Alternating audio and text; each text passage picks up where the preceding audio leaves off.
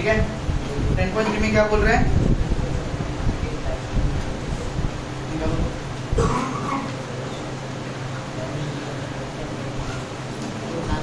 The perpendicular from the center to a chord bisects the chord। ठीक है। तो यहाँ पे क्या समझ रहे हैं कि अगर हम सेंटर से कोई परपेंडिकुलर बनाते हैं, कहाँ तक बनाएंगे? कॉर्ड तक। ठीक है। सेंटर से कॉर्ड तक हमको क्या बनाना है? एक परपेंडिकुलर बनाना है। तो वो परपेंडिकुलर क्या करेगा? इस कॉर्ड को बाइसेक्ट करेगा। तो सपोज हम एक सर्कल ले लेते हैं। ठीक है। ये होगी सर्कल की सेंटर। ठीक है। और यहाँ हमने बना दी एक कॉर्ड। ठीक है। इस कॉर्ड का नाम दे देते हैं हम ए बी, सेंटर का नाम हो गया ओ। अब हमें क्या करना है? सेंटर से कॉर्ड तक क्या बनानी है? परपेंडिकुलर। तो हमने सेंटर से कॉर्ड तक क्या बना दिया? ये परपेंडिकुलर, मतलब ये 90 डिग्री है। ठीक है। And let this point be X. अब अकॉर्डिंग टू द थ्योरम, ये जो परपेंडिकुलर बनी है कॉर्ड के साथ, तो ये परपेंडिकुलर क्या कर रहा है? इस पूरे कॉर्ड के दो पार्ट्स बना रहा है, मतलब ए एक्स और बी एक्स। एंड क्योंकि ये बाइसेक्ट हुआ है तो ये दोनों पार्ट्स ए एक्स और बी एक्स क्या होंगे? इक्वल होंगे। ठीक है। तो अब इसको प्रूव करके देखते हैं ये सच में इक्वल होता है कि नहीं। ठीक है। अब प्रूफ करने के लिए हम क्या यूज करेंगे? हम एक छोटा सा कंस्ट्रक्शन करेंगे, ओ ए को जोड़ देंगे और ओ बी को जोड़ देंगे। हमने ये कंस्ट्रक्शन किया है, जो डॉटेड लाइन हम दिखा रहे हैं। ठीक है। तो हमें प्रूफ क्या करना है? गिवन क्या मिला? O circle with centre O, पीछे कौन बात कर रहा है? ये circle with centre O and O X. ठीक है। एक सर्कल है जिसका सेंटर ओ है और ओ एक्स, ओ से बनी हुई एक लाइन है। ठीक है। जो परपेंडिकुलर है किस पे? ए बी पे परपेंडिकुलर है। ओ एक्स जो है वो ए बी के ऊपर परपेंडिकुलर, मतलब 90 डिग्री बना है। उसके बाद प्रूफ क्या करना है? You have to prove that chord bisect हुआ है। ठीक है। कॉर्ड बाइसेक्ट हुआ मतलब क्या? ये कॉर्ड ए बी है, ये बाइसेक्ट हुआ है, इसके दो पार्ट्स बने ए एक्स और बी एक्स। तो हमें दिखाना है प्रूव करके कि A X is equal to B X, A X और बी एक्स इक्वल है, ये दिखानी है। तो हमने इसके लिए कंस्ट्रक्शन भी कर रखी है यहाँ पे थोड़ी सी। क्या कंस्ट्रक्शन किया हमने? हमने ओ ए और ओ बी को ज्वाइन कर दिया। Join O A and O B. अब आते हैं इसके प्रूफ में। अब देखो, जब हमने इनको ज्वाइन किया तो यहाँ पे दो ट्राइंगल्स बन रहे हैं ना। So one of the triangle is OXA, the other one is OXB। ठीक है। सो हम उन दोनों ट्राइंगल्स को कंसीडर करते हैं, that is OXA and triangle OXB। अब देखो, OXA में मुझे AX मिल जाएगा। ठीक है। और OXB में मुझे XB मिल जाएगा। ठीक है। दोनों को इक्वल दिखाना है। इक्वल दिखाने के लिए कॉन्सेप्ट क्या है? CP/CP। That means we have to show that this two triangles are congruent. Congruent दिखा दो, CP/CP से AX और BX इक्वल आ जाएगा। ठीक है। अब देखो, सबसे पहले यहाँ पे ये राइट एंगल मिल रहा है हमको, मतलब ये OX परपेंडिकुलर है ना AP के, तो इसके दोनों तरफ के एंगल्स क्या होंगे? 90 डिग्री। तो इन दोनों ट्रायंगल में एक एंगल है जो 90 डिग्री का है, राइट। तो हम कह सकते हैं इसका OXA angle OXA is equal to angle OXB, angle OXB। क्यों इक्वल हुआ? हम लिख सकते हैं that OX is perpendicular on AB, OX is perpendicular on AB। उसके बाद राइट एंगल आ गया। ठीक है। तो पता चल गया होगा कौन सी क्राइटेरिया लगेगी? कौन सा? RHS। तो राइट एंगल हमने दिखा दिया। अब जाते हैं नेक्स्ट किस पे? H stands for hypotenuse. ठीक है। तो इस राइट एंगल का अपोजिट साइड है ना हाइपोटेन्यूज, OA, इसका अपोजिट साइड OB। तो देखो OA और OB इक्वल होगा, क्यों? Yes, the radii of the same circle. So we can say OA is equal to OA equals to OB, and this is the radii of same circle. हो गया यहाँ तक? Right angle मिल गया, hypotenuse मिल गया, the third one is sine. Okay, अब देखो तो इन दोनों ट्रायंगल में कौन सा साइड है जो इक्वल है? O X. This side is the common side of these two triangles. So OX is equal to OX and this will be the common side. हो गया? So now we can say that OX is congruent to triangle OXB. Triangle OXA is congruent to triangle OXB by which criteria? Right angle, hypotenuse, sine by RHS. And अगर ये दो triangles congruent हो गए, now we can say that AX is equal to BX by CB. AX equals to BX by CB. समझ आया?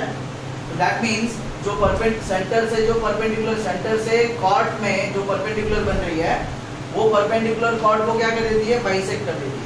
Cord के दो equal हिस्से बनते हैं। आई बात समझ में? प्रूफ हो गया? इसके बाद हम चलते हैं थ्योरम 10.4 पे, इसी के बाद वाले पेज पे है। ठीक है, क्या दिया है देखो, the line drawn through the centre of a circle to bisect a chord is perpendicular to the chord. इसी का कॉन्वर्स मान सकते हैं। यहाँ पे क्या बोला गया था कि जो सेंटर से जो लाइन बन रही है वो परपेंडिकुलर है, तो जाके कॉर्ड बाइसेक्ट हुआ था। यहाँ पे ये बोला गया था। ठीक है, क्या बोला गया? सेंटर से बनने वाली लाइन परपेंडिकुलर बनेगी कॉर्ड के, तो जाके क्या होगा? बाइसेक्ट होगा। अब 10.4 उसका उल्टा बोल रहा है। 10.4 बोल रहा है कि सेंटर से बनने वाली लाइन अगर कॉर्ड को बाइसेक्ट करती है, दैट मीन्स वो जो लाइन है वो कॉर्ड के परपेंडिकुलर होगी। ठीक है, मतलब अभी दे दिया कि AX और BX इक्वल दे दिया है, हमें दिखाना है that OX is perpendicular on AB। और इसमें क्या दिया था देखो, इसमें दिया गया था कि OX AB के परपेंडिकुलर दिया गया था और प्रूफ करना था AX इक्वल टू BX। अब इसका उल्टा दिया हुआ है। अभी गिवन में दिया है कि AX और BX इक्वल है और प्रूफ ये करना है कि OX AB के परपेंडिकुलर है। आई बात समझ में? क्लियर हुआ? अब देखो, सो 10.4 क्या बोलता है? The line drawn through the center of a circle to bisect a chord is perpendicular to the chord। ठीक है, तो ये आ गया हमारा सर्कल। ठीक है, सर्कल में ये हो गया सेंटर O। ठीक है, और ये बन गई हमारी कॉर्ड AB। ठीक है, तो सर्कल मिल गया, सेंटर हो गया, आगे उसका और कॉर्ड बन गया हमारे पास, कौन सी? AB कॉर्ड बन गई। ठीक है, तो गिवन में क्या क्या दिया हुआ है हमें? गिवन में दिया है the line drawn through the centre of a circle. Line drawn through centre, centre से हम एक लाइन बनाएंगे, सेंटर से हम एक लाइन बनाएंगे। ठीक है, टू बाइसेक्ट द कॉर्ड। अब सेंटर से जो लाइन बनी है, मान लेते हैं कि वो सेंटर से जो लाइन बनी है उसको इस बार OY ले लेते हैं। ठीक है, तो ये OY क्या कर रहा है? Line draw to the centre, centre से क्या लाइन बनी है? OY, and that line is bisecting the chord. ये लाइन कॉर्ड को, AB कॉर्ड को बाइसेक्ट कर रही है, मतलब कि AY और BY इक्वल दिया हुआ है। ठीक है, और प्रूफ क्या करना है? It is perpendicular to the chord. हमें ये दिखाना है कि OY AB के साथ परपेंडिकुलर, मतलब यहाँ पे 90 डिग्री का एंगल बन रहा है, ये दिखा देना है। तो 90 डिग्री का एंगल बन गया, मतलब क्या हो गया? परपेंडिकुलर। ठीक है, सो गिवन क्या मिला? A circle with centre O,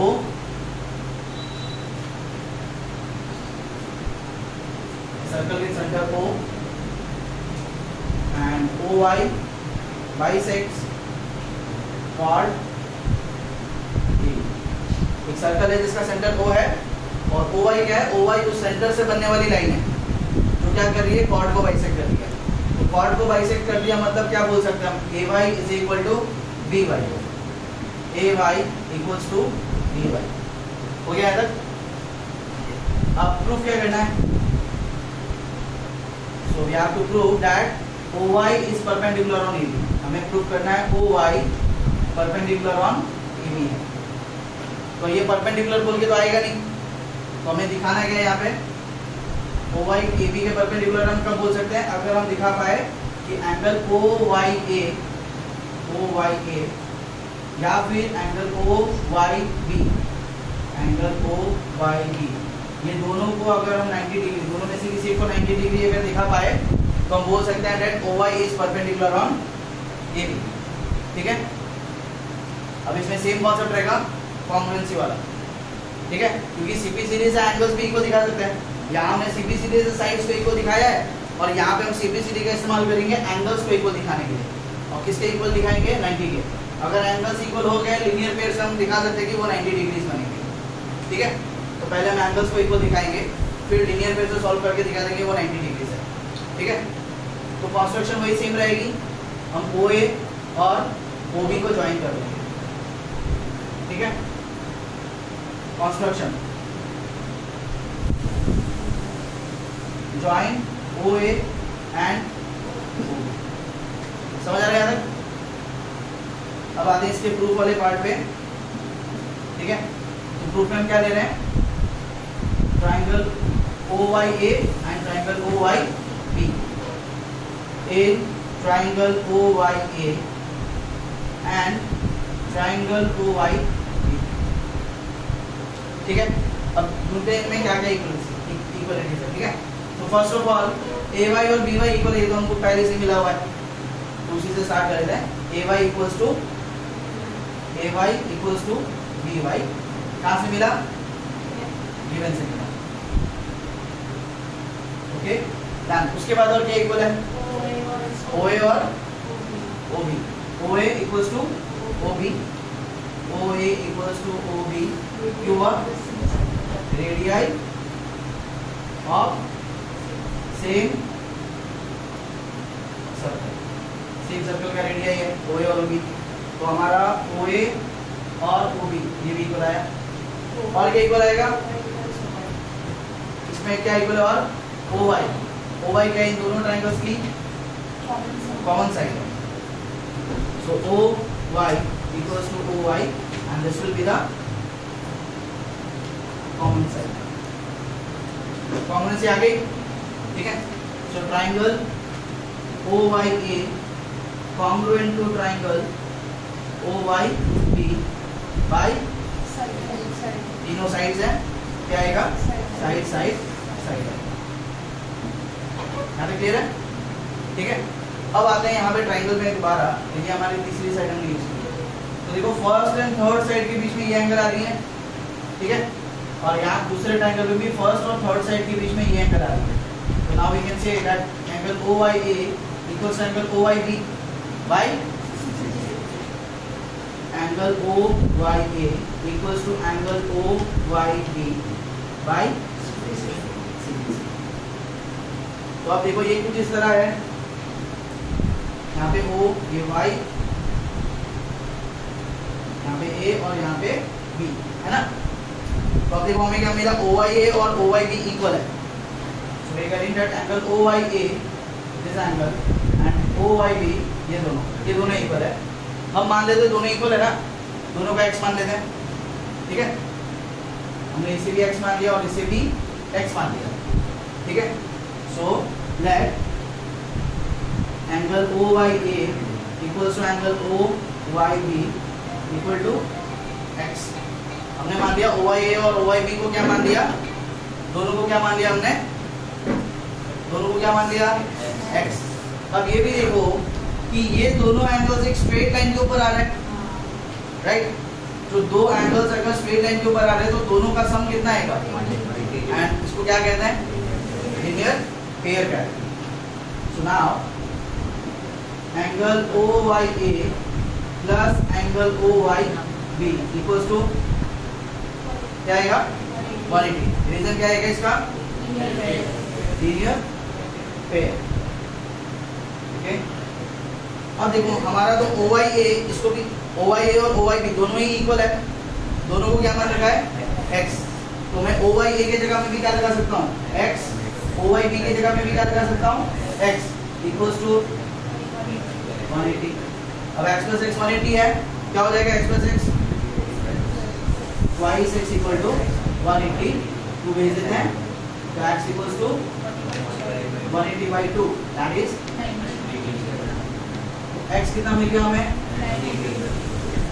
x अगर 90 डिग्री है तो अब देखो OYA और OYB दोनों ही x के बराबर थे, मतलब दोनों किसके आ जाएंगे बराबर 90 के, दोनों 90 के इक्वल है। अगर दोनों 90 के इक्वल है हम क्या कह सकते हैं? OY is perpendicular on AB कह सकते हैं। So thus angle OYA equal to angle OYB equals to 90 degree.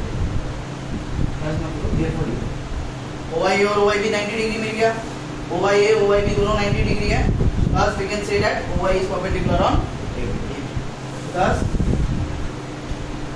OY is perpendicular on, मतलब अगर ये सेंटर से बनने वाली लाइन अगर कॉर्ड को बाइसेक्ट कर दे, वो सेंटर से बनने वाली लाइन कॉर्ड के परपेंडिकुलर होती है।